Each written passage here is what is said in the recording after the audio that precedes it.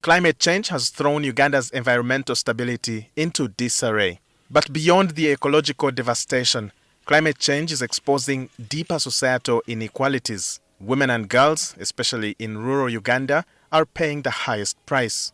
In Kasese district, the effects of climate change are not just data points, they are daily disasters.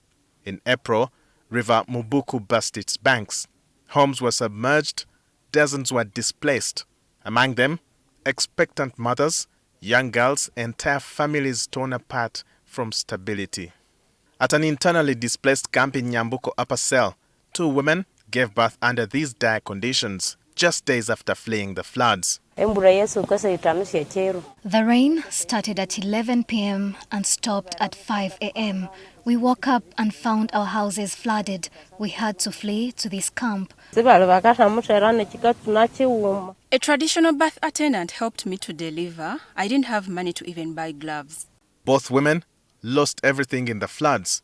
Without proper food, shelter, or medical care, even breastfeeding has become a challenge. In this condition, I don't have enough breast milk because of the shock of losing my house and property.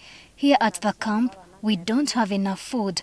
There are mosquitoes and my baby is always crying. The nearest government health facility, Rukochi Hospital, is over 30 kilometers away.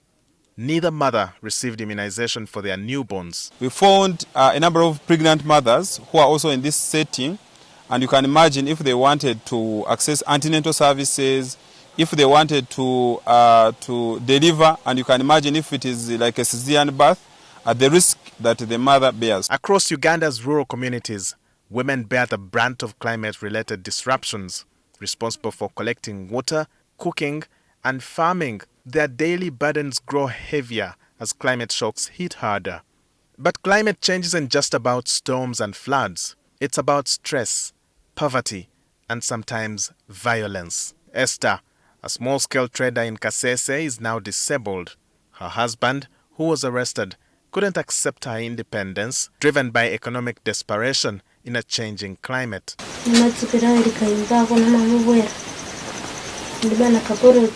When I bought the plot of land and told my husband that I'm going to start construction work on it, that was the start of all problems. He should have at least told me that he doesn't want what I was going to do, instead of cutting off my hands. According to the UN Gender Snapshot Report of 2024, climate change doesn't directly cause gender-based violence, but it does worsen the conditions that lead to it: poverty, displacement, inequality. Women are contributing very greatly to the agriculture sector.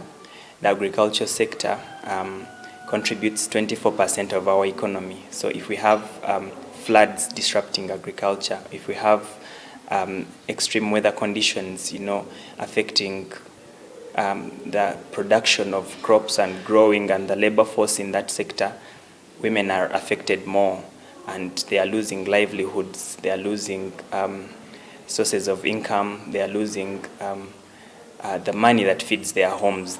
The government says it has provided women-focused financial support through initiatives like the Parish Development Model and Emyoga. For example, PDM, they have 30%.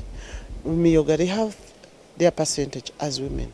But sometimes women don't want to stay at home. But 92% of Uganda's labor force is in informal employment. For women, it is even higher, 94%, according to the 2021 National Labor Force Survey. The 2021 law on climate change actually specifically provides for the High Court to have jurisdiction over all climate-related grievances. So, to respond, Uganda has launched the Climate Change Health National Adaptation Plan 2025-2030, aimed at building resilience in the health sector. There is no clear financing mechanism for this adaptation plan, apart from maybe if the Ministry of Health tries to, fundraise from well-wishers. As climate change extremes continue to hit, Uganda must act faster to protect its most vulnerable, starting with the women who carry not just children, but the burdens of a broken system. Mwesigye, NTV.